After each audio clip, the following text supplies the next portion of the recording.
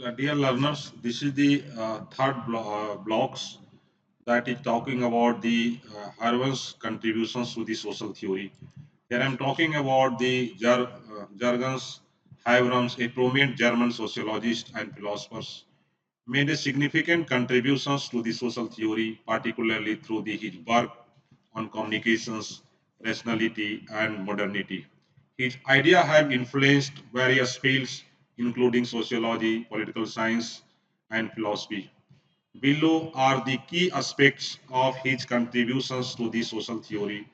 The theory of communicative actions. One of the Habermas' most important contributions is his theory of communications actions, which he developed in the 1980.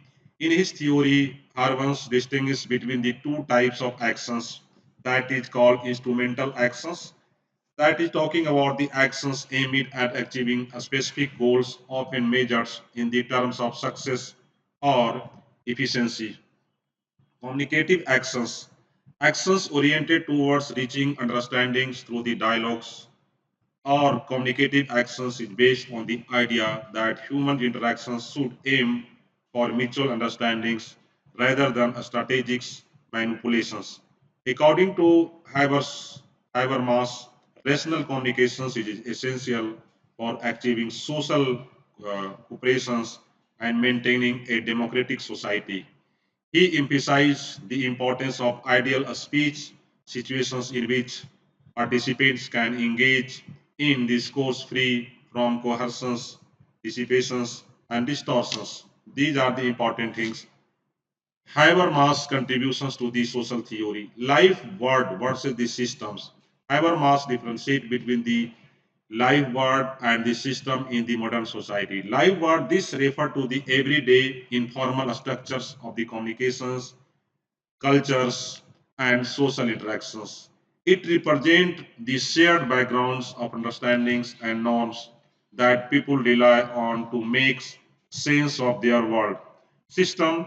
The system consists of formalized structures such as markets, bureaucracy, and administrative institutions which functions through the money and power rather than mutual understandings.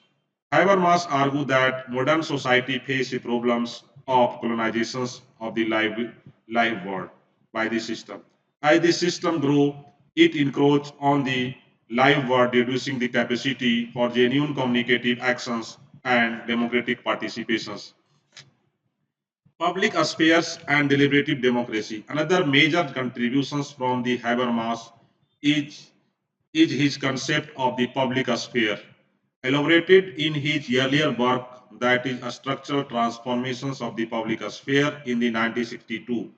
He defined the concept of sphere as a space where the citizens come together to discuss matters of common concern, forming public opinions that can influence political decision makings. In his later work, Habermas links the idea of the public sphere to deliberative democracy, where rational public discourse rather than interest groups politics forms of the foundations of the legitimate political authority. He argued that democracy should be based on the communications and debates on the public sphere, enabling citizens to engage in deliberations rather than being passive subject of administrative or economic decisions. Next is that is called the discourse ethics. Habermas developed of discourse ethics is another significant contributions to the moral philosophy and social theory. He argued that moral norms can only be considered valid if they can withstand and the security of rational discourse. Discourse ethics provide a framework for resolving moral conflicts by ensuring that norms are justiciable through the inclusive and non-coercive dialogues. The key principles of this ethical approach is the universalization principles, which state that valid norms must gain the acceptance of all these affected by them through the rational debates.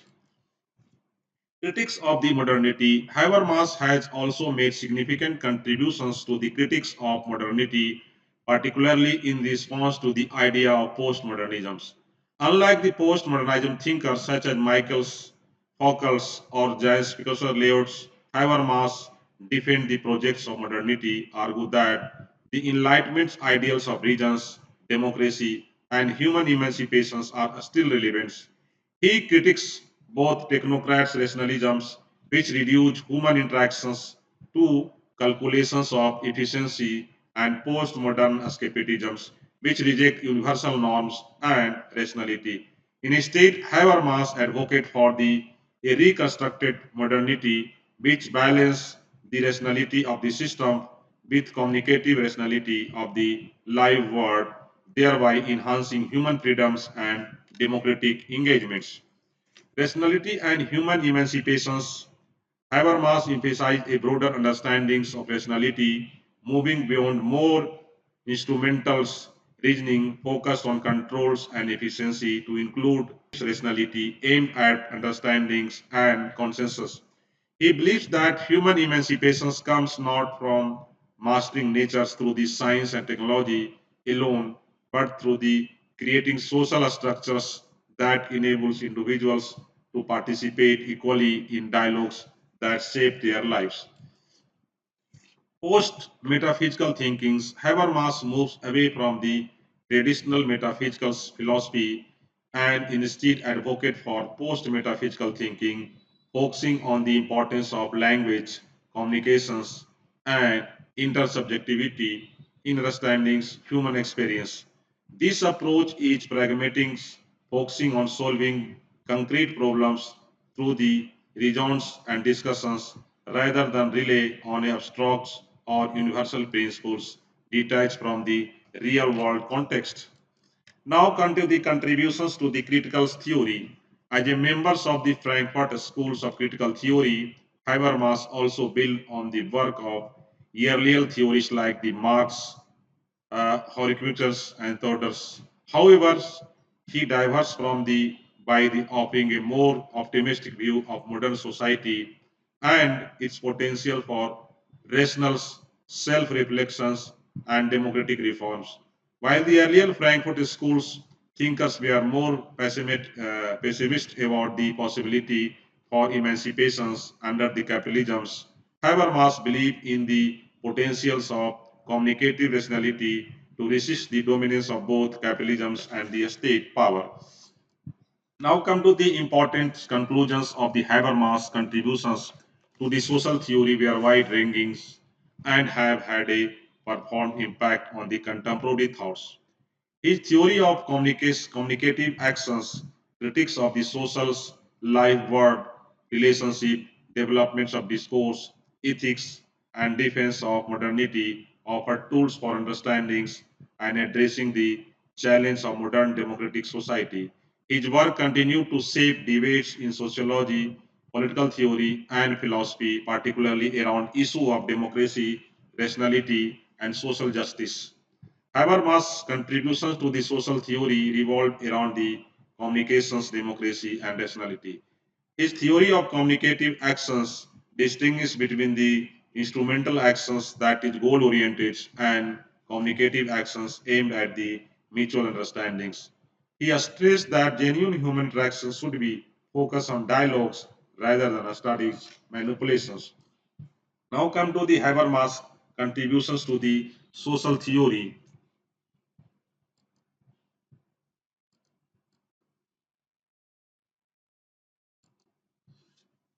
He also differentiated between the life world everywhere social interactions and the system formal structures like the markets and bureaucracy, warming against the systems colonizing the life world which weaken the democratic participations. His concept of the public sphere is central to deliberate democracy, advocating for rational discourse in shaping public opinions and decision making. Habermas' discourse ethics emphasize that moral norms should emerge from the inclusive, non-coercive dialogues. Unlike postmodernist, Habermas defends modernity ideals for regions and democracy, advocating for a balance between the system rationality and communicative rationality. His optimistic view contrasts with the earlier critical theorists by suggesting that Rational communications can enhance democracy and human freedoms.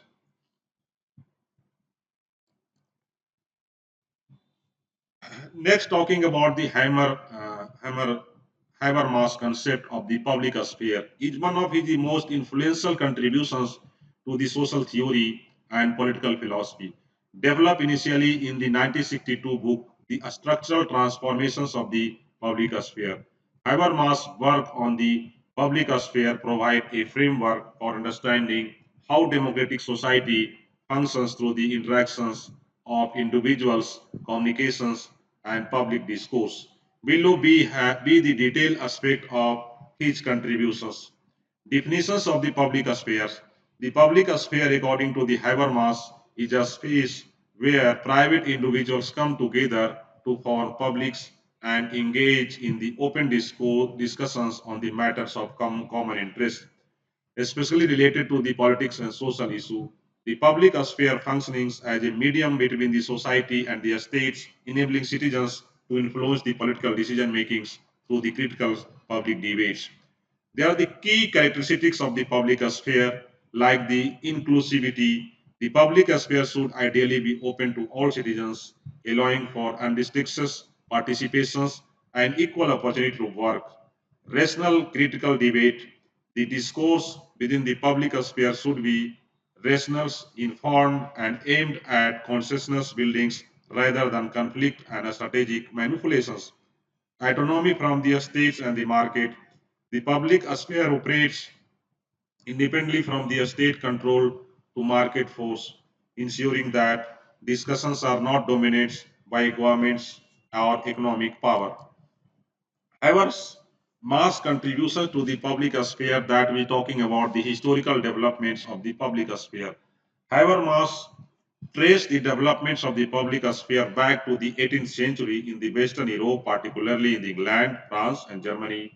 He notes how the rise of the bourgeois society led to the creations of a space such as coffee house, salons, literary society, where citizens, particularly the middle class, could engage in critical discussions about the art, culture, and politics.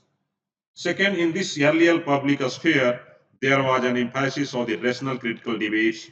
Participants would discuss issues of public importance without regard for social status or power, aiming for the consensus based on the region. This culture of discussions led to the foundations for the liberal public sphere, where the idea of public opinions become an essential part of the democracy. Next is that is the structural transformations of the public sphere. Habermas argued that transformations during the 19th and 20th century, the rise of the mass media, corporate interest, and growth of the welfare state led to the declines in the quality of public sphere. A key aspects of these transformations include commodifications of the public sphere. With the rise of capitalist economy, public discourse become increasingly commercialized. The media, rather than serving as a platform for rational critical debates, become a tool for mass entertainment and advertising. Public opinion mass shaped more by the market forces and public relations than by the genuine deliberations. State interventions. The expansion of state powers in the 20th century meant that the public sphere became less autonomous. The state started to play a larger role in shaping public opinions, often through the bureaucratic processes and policy, with the scope of open participatory discussions. As a result, Habermas argued that public sphere become dominated by the manipulations and distortions with communications become the more about the presumptions and control than about the consensus and understandings.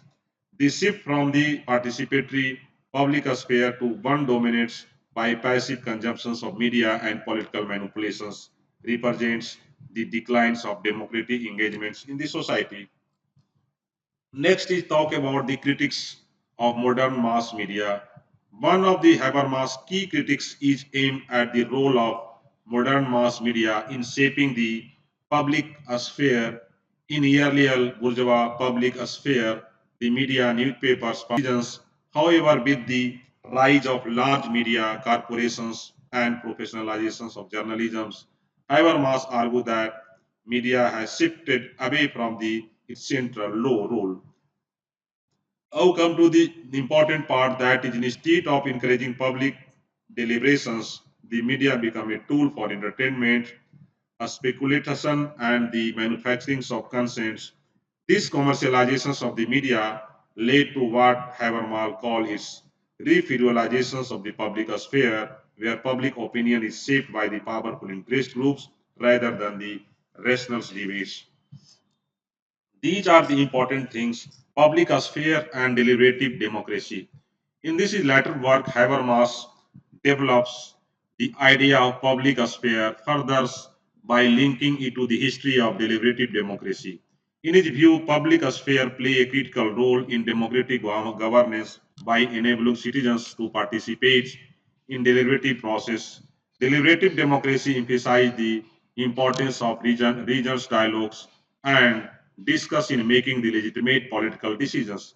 Key aspects of deliberative democracy includes participation. Citizens should be able to participate freely and equally in discussions about the public policy and political decisions. Rational deliberations. Political decisions should emerge from the region debates where participants justify their positions with arguments rather than merely advancing personal or group interest. Rational deliberations, participations. Legitimacy through the discourse. Political decisions are only legitimate if they are the outcome of open, transparent, and rational deliberations in which all affected parties had a chance to participate.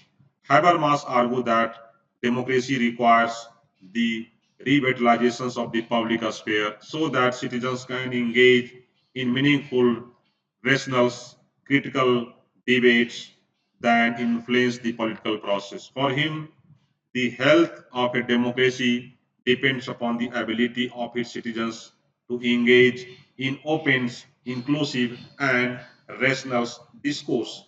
These are the important parts. Now come to the next things, that is critics and the revisions. Habermas' work on the public affairs has been the widely influenced, but it has also faced critics. Some of the major critics include the exclusions of marginal groups. Critics argue that bourgeois public sphere idealized by the Habermas exclude women's, the working class, the racial minority. Feminist scholars such as the Nancy Fraser have criticized the concept for the failing to account for multiple public sphere, especially those of marginal groups. Multiple public sphere, Fraser and others argue that for the existence of counter publics, alternative public spheres formed by the marginal groups to engage in their own critical discussions, often excluded from the dominant public sphere. Over idealized.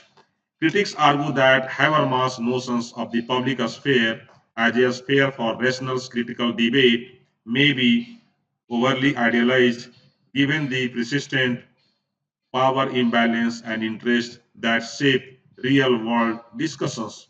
In response to these critics, Habermas has acknowledged that public sphere is more complex than the initially described, and that it includes the multiple overlapping public sphere.